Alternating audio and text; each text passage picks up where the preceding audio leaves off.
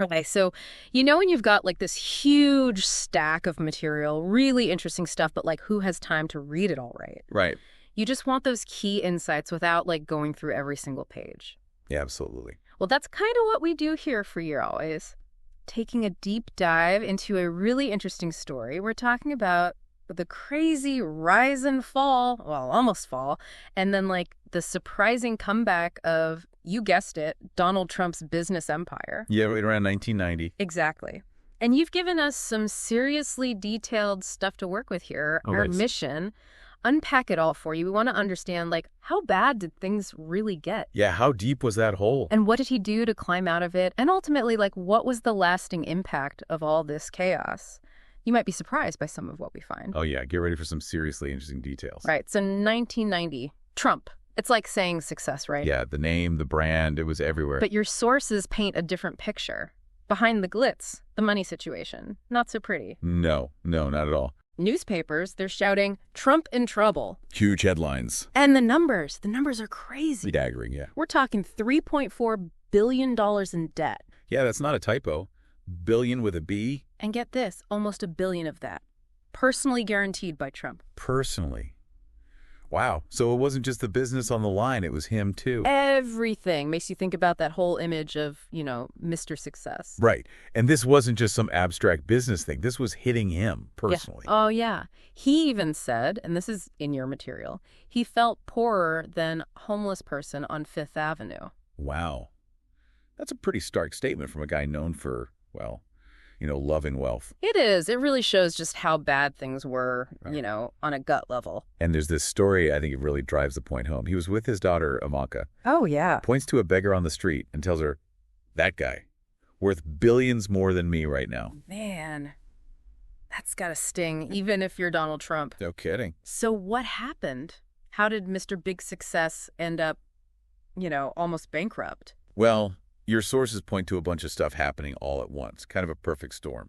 Oh, okay, like what? Well, the real estate market, his bread and butter up to then, it tanks. Yeah. Plus, tax laws change, values go down, and there's this recession hitting hard. Especially that luxury market he was all about. Exactly. And then you've got Atlantic City. Casinos, right? Yeah, huge debts. Some reports say maybe not the best management either, just hemorrhaging money. And on top of that, the Trump shuttle, this whole airline thing, that was a money pit too, right? Huge money pit. And remember that Trump Princess yacht? Oh, yeah, the ultimate rich guy toy. Suddenly it's a symbol of, spending he just couldn't afford anymore. It's like everything that once spelled success was now working against him. You can really see that in how the bank started acting. Oh, yeah. How so? Before, they were falling over themselves to lend him money. Right. He was Trump. Suddenly they're forming crisis committees. Like, how do we contain this? It's a big change. Speaks volumes, right? Absolutely. And then there's this one day, June 17th, 1990. It's like a turning point. What happened? He misses a $43 million interest payment.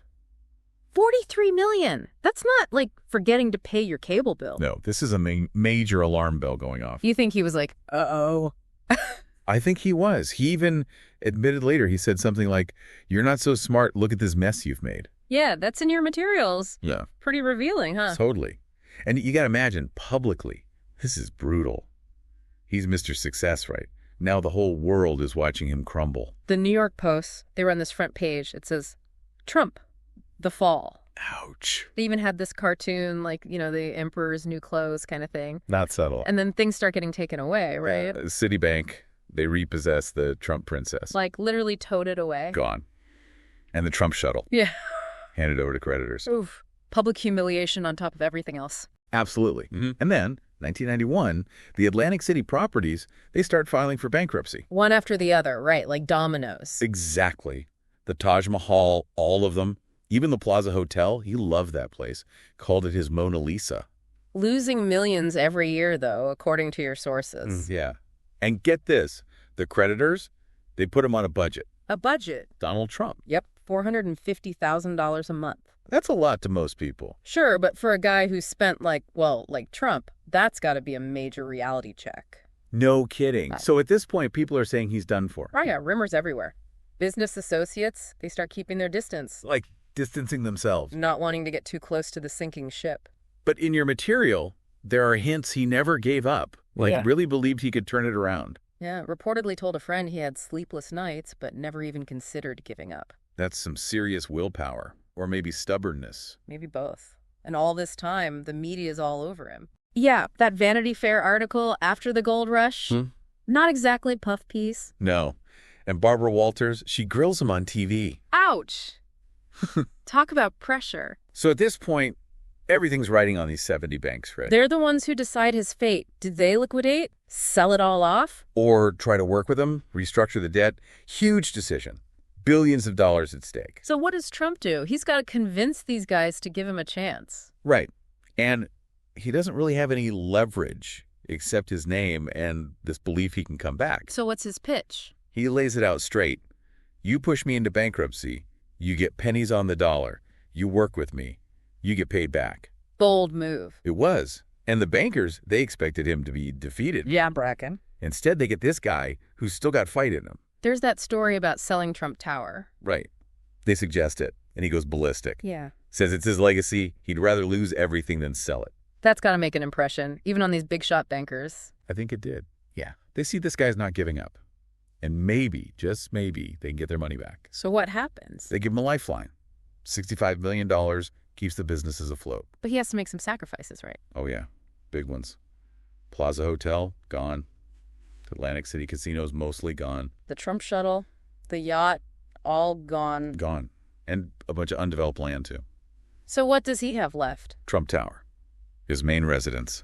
And crucially, control of his core businesses. That's what allows him to rebuild, right? Exactly.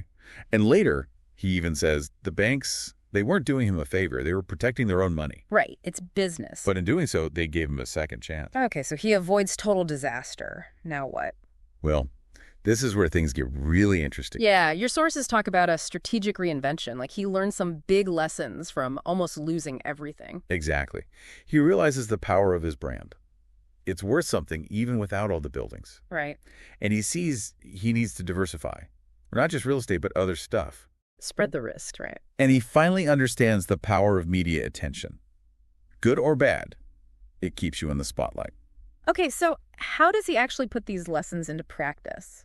Well, there's this building, 40 Wall Street. It's a great example. Oh, yeah. He buys it cheap. It's mostly empty. Then he puts a ton of money into renovating it.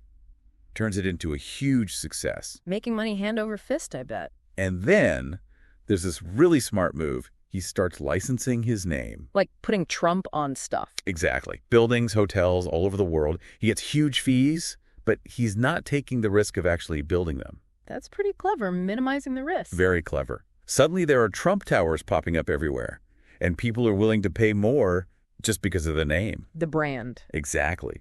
He even said, and this is in your sources, his name became more valuable than any single building he owned. Wow. So he turned his name into like this money-making machine.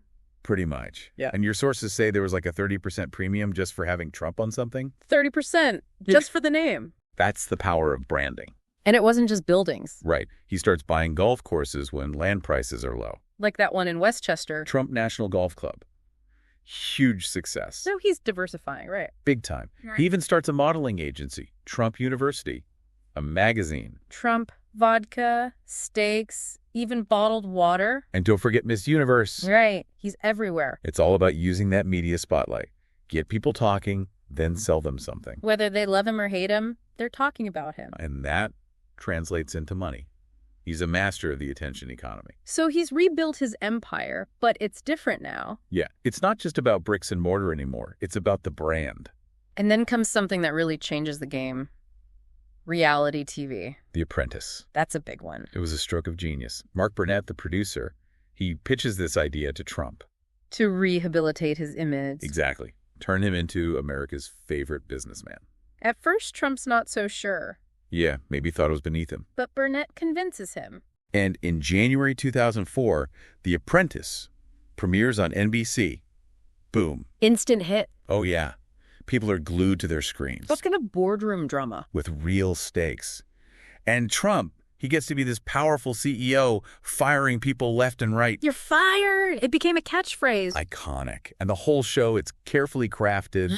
The helicopter shots, Trump arriving in his limo. Voiceover, talking about making deals. It's all about creating this image of success, of power. And it worked. Millions of people are watching. Over 20 million for the first episode, according to your sources. Trump knew he had struck gold. He did. This wasn't just a TV show. It was a whole new level of fame. And it completely changed how people saw him. From a guy who almost went broke to a business genius. A mentor. People wanted to be him, or at least learn from him. And let's not forget the money. Oh, yeah. He was getting paid a ton for each episode. Plus, the exposure for his brand was priceless. Companies were paying huge amounts to sponsor the show. So it wasn't just a show, it was like a giant commercial for Trump. Absolutely. Yeah. And it created this image, this illusion of him as this super successful guy. Even if behind the scenes things weren't always so perfect. Right.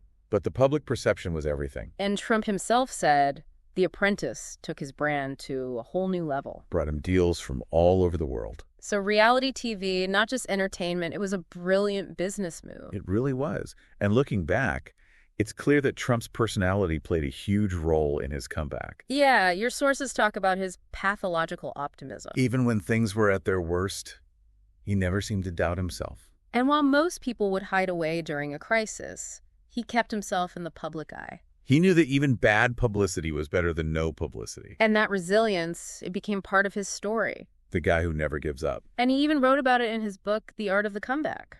Turning near bankruptcy into this, heroic journey. He says something like, winners know how to react to fate. Never surrender. So by the year 2000, he's back on top. Billionaire again. And he's not just a real estate guy anymore. He's a brand. A celebrity. He took that big personality of his and turned it into his biggest asset. And that set the stage for his later move into politics. Right. He ran as the guy who knew how to win, even after losing big. He told voters he understood what it was like to be on top and to have nothing. And that he knew how to fix the system. He was drawing on that comeback story. It's like surviving that crisis gave him this unshakable confidence. This belief that he could overcome anything. He even said something like, you gotta believe in yourself, even when no one else does.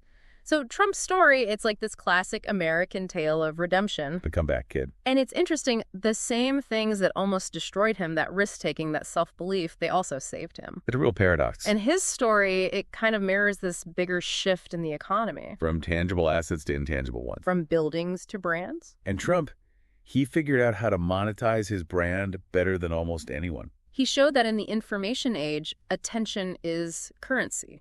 And he knew how to get people's attention. So those tough years in the 90s, they forged the Trump we know today. The one who shocked the world by becoming president. And his message, never give up. Turn your failures into successes. So we've taken a deep dive into Donald Trump's wild ride through the 90s based on what you gave us. We saw how close he came to losing it all. How he fought his way back. Reinvented himself. And how that near-death experience shaped everything that came after. It makes you think, right? Yeah. What lessons can we take away from this?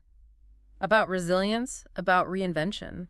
How can we turn our own setbacks into opportunities for growth? It's something to think about. Absolutely.